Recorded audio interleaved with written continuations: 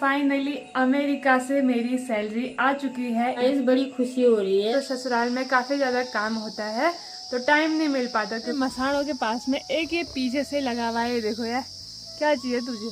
दोस्तों बुआरी चुप ही नहीं रह रही क्योंकि बुआरी का घास चोरों ने काट लिया है, इसलिए गुस्सा आ रहा है बुआरी को बहुत ज़्यादा। हेलो दोस्तों, गुड मॉर्निंग, नमस्ते, प्रणाम, स्वागत है आप सभी का उत्तराखंड की इन हसीन वादियों में।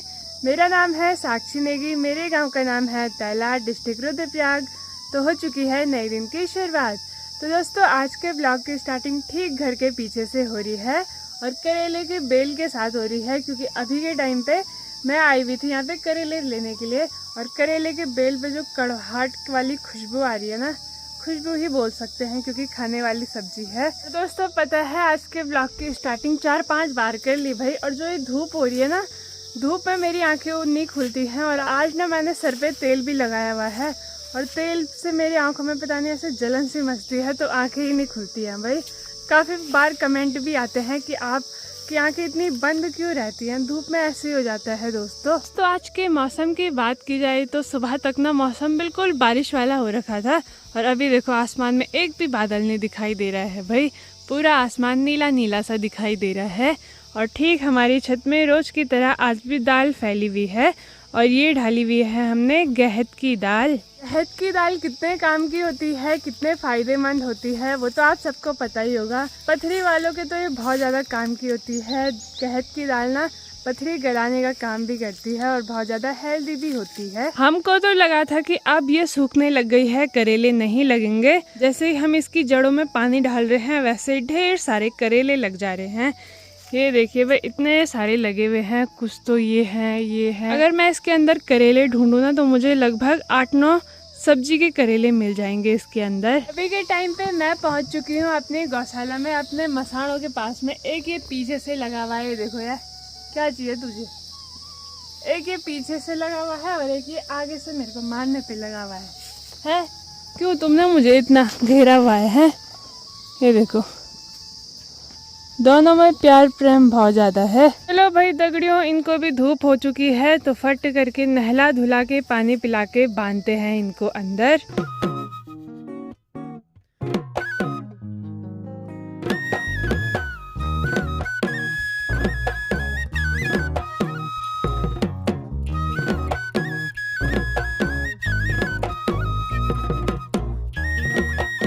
मेरे को दिखाई दिया छत में एक स्वाना करेला जिसपे कि 3 कलर हैं भाई। यहाँ पे ऑरेंज है, बीच में येलो है और यहाँ पे ग्रीन है भाई। दोस्तों अभी हमारे चौक में भी अच्छी सी धूप लग चुकी है, क्योंकि यहाँ पे ना 9-10 बजे के करीब धूप लगती है। तो अभी हम भी ना दाल सुखाने के लिए डाल देते हैं।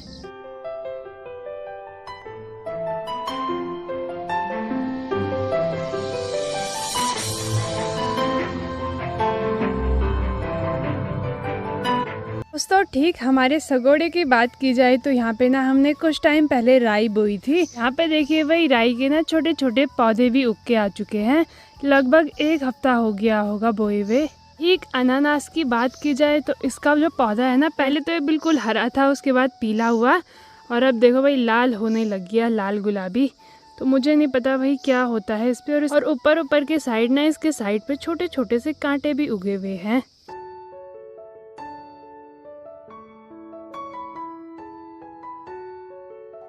मेरी आदत है कि कुछ भी खाती हूँ तो उसके बीज बो देती हूँ। तो यहाँ पे ना पपीते के बीज भी बोए थे और देखो पपीता का पेड़ भी काफ़ी ज़्यादा बड़ा हो चुका है।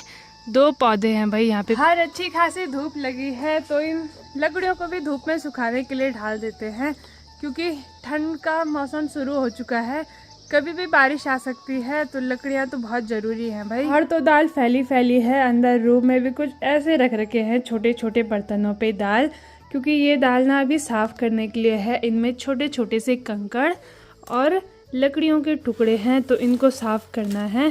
तो अभी मैं कुछ दाल निकाल रही हूँ। इसमें है रैंस की दाल और साथ में थोड़े थोड़े स्वंटे हैं, तो इसको निकाल लेते हैं क्योंकि दिन में दाल बनाने वाली हूँ। तो कुछ दाल ना छान भी लेते हैं। दाल में काफ़ी ज़्यादा छोटे छोटे से कंकड़ है तो उसको छानेंगे हम छन्नी की मदद से।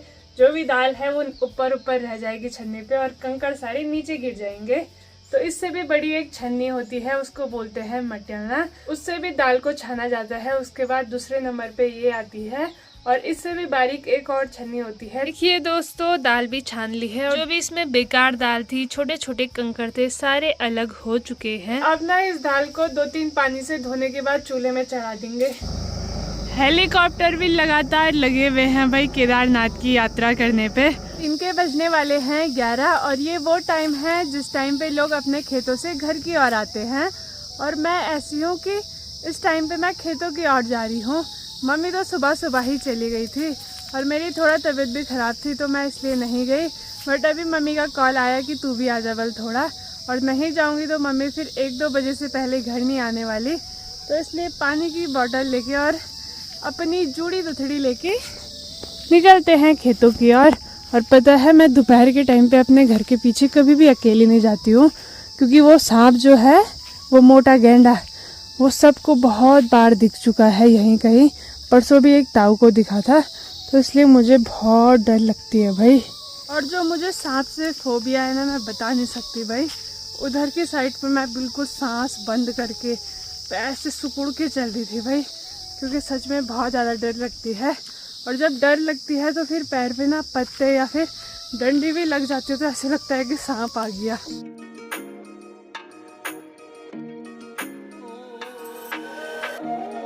कम हो गए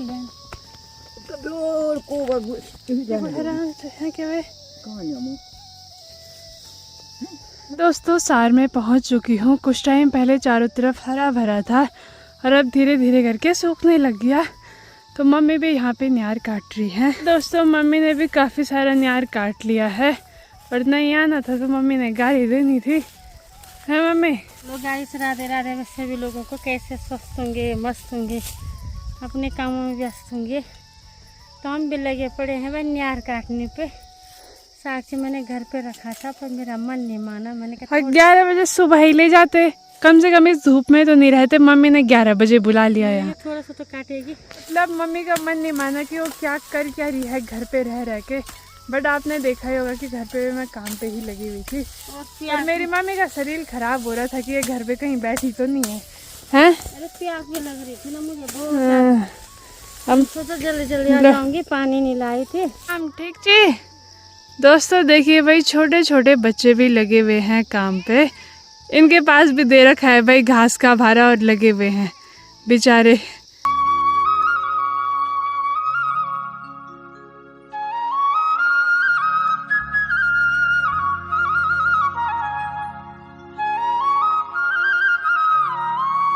दोस्तों, बुआरी चुप ही नहीं रह रही, क्योंकि बुआरी का घास चोरों ने काट लिया है, इसलिए गुस्सा आ रहा है बुआरी को बहुत ज़्यादा। तो दोस्तों, अभी हमने न्यार काट के कंप्लीट भी कर दिया है इस पूरे खेत का। वैसे तो हमने सोचा था जल्दी घर जाएंगे, बट मैंने बोला कि चलते हैं और दोनों अच्छे से न्यार काट के चलते हैं फिर आराम से। तो बुआरी के बिना काम नहीं होता है। तो लास्ट में बुआरी भी आ चुकी हैं भारा लगाने के लिए।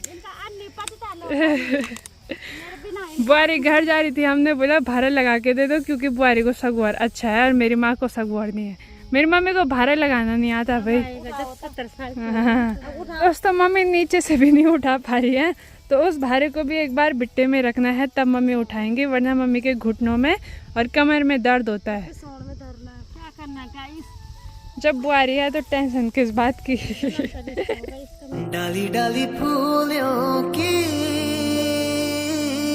तुझको बुलाए रे मुसाफिर मेरे उत्तराखंड में। तो जैसे ही हम खेत से घर आए, यहाँ पे आ चुकी है मेरे पास 2-2 सूट सिलने के लिए। और यहाँ पे दीदी आ रखी है, पर दीदी अपना चेहरा नहीं दिखा रही, शर्म आ रही है बल। और साथ में ये भी आ रखा है रुद्रांश। कैसा है तू? ठीक है? बहुत बिगड़ गया है तू। ये बोल हाय बाय। दोस्तों, हमारे आसपास बाय बाय, हमारे आसपास के बच्चे ना जैसे स्कूल जाते हैं वैसे बिगड़ना शुरू हो जाते हैं। ये बोल हेलो गाइस। क्या पढ़ता है तू स्कूल में? ऐसा करके स्कूल में पढ़ता भी है कुछ? कैसे हो? ठीक ठाक है। दोस्तों, मैंने खाना पीना भी बना लिया है। खाना बनाने के बाद तुरंत मैंने निकाल दी है ये 2 सूट हैं भाई, तो इनको सिलना है। और आज है 23 तारीख और इनको सिलना है 26 तारीख तक के। तो मैंने सोचा अभी से ही शुरू कर देती हूँ, क्योंकि सिर्फ मैं सिलाई ही नहीं करती हूँ, मैं घर के सारे काम हो गया, खेत का काम हो गया, साथ में ब्लॉगिंग हो गया, वीडियो एडिटिंग हो गया, तो बहुत सारे काम हैं। तो देखते हैं 26 तारीख तक ये कंप्लीट होंगी या नहीं, क्योंकि दीदी अपने मायके आ रखी हैं और दीदी ना 26 तारीख को जाएंगी अपने ससुराल। और जिनकी ये सूटें हैं वो खुद एक टेलर हैं, पर जब से शादी हुई है तो ससुराल में काफ़ी ज़्यादा काम होता है, तो टाइम नहीं मिल पाता, क्योंकि उनके ससुराल है भांगड़ साइड और वहाँ बहुत ज़्यादा काम रहता है भाई खेतों का। दोस्तों मैं कपड़ों की कटिंग ना ज़्यादातर यहाँ बाहर पे ही करती हूँ, और अभी के टाइम पे यहाँ पे छाया भी है और बिल्कुल खुला सा होता है कटिंग करने के लिए। तो फटाफट से शुरू करते हैं भाई। यहाँ पे मैं एक चौक ले आई हूँ, कैंची ले आई हूँ और इंची टेप ले आई हूँ और एक ये ले आई हूँ और कॉपी। तो अब लग रही हूँ ना पूरी टेलर। तो चलिए शुरू करते हैं।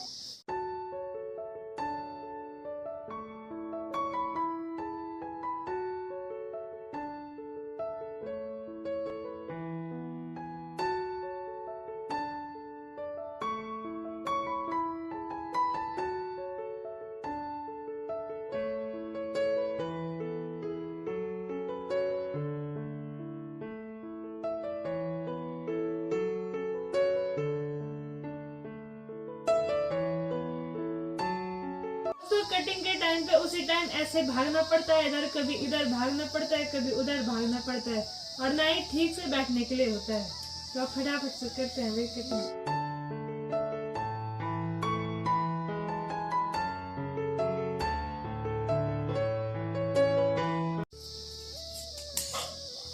चलिए जी, सलवार की कटिंग तो हो चुकी है पूरी। आधा ये है और आधा ये है। फिर इन पार्टों को ना जोड़ना पड़ता है साथ में। सिलाई को रोक के खाते हैं आप पहले खाना। दिन के 2 बज चुके हैं भाई आज, और सिलाई करी थी। यहाँ देखो चावल भी जल गए थोड़ा से। तो अब खाते हैं टेस्टी सा खाना। दाल चावल मैंने बनाया है। दोस्तों अभी अंधेरा भी होने ही वाला है हल्का हल्का, और तब से लगातार अभी तक के मैं सिलाई पे लगी हुई थी। सलवार भी सिल दिया है और थोड़ा बहुत सूट का गला भी बना दिया है। और अभी मैं बाहर आई हूँ, मम्मी गई थी। हाँ कपड़े सिलते हैं जितनी जल्दी सिलती है, जल्दी सिलती नहीं है। आज मम्मी ने शाम के समय ये भी नहीं बोला कि सौम्या को बाहर निकाल, गोबर निकाल, ये वो कर। जब फ्री के कपड़े सिलने होते तो 1-2 महीने लगा लेती है। फ्री के किसके? जैसे मेरे। तो वो इसलिए लगाती हूँ क्योंकि आप बहुत ज़्यादा काम भी देते हो उसके बाद। और ठीक ताई भी देखो भाई घास का स्वेटर लेके आ गई। तो जो सुबह हम न्याय लाए थे खेत से, तो मम्मी उसको संभालने पे लगी हुई है, क्योंकि मौसम देखो भाई बारिश वाला हो चुका है। बारिश आ जाती तो भाई मजा आ जाती हैं, क्योंकि हमने अभी गेहूं नहीं बोई ना, तो खेत बहुत ज़्यादा सूख चुके हैं बिना बारिश के। तो बारिश आ जाएगी तो खेत में सीधे हल लगना स्टार्ट हो जाएगा भाई।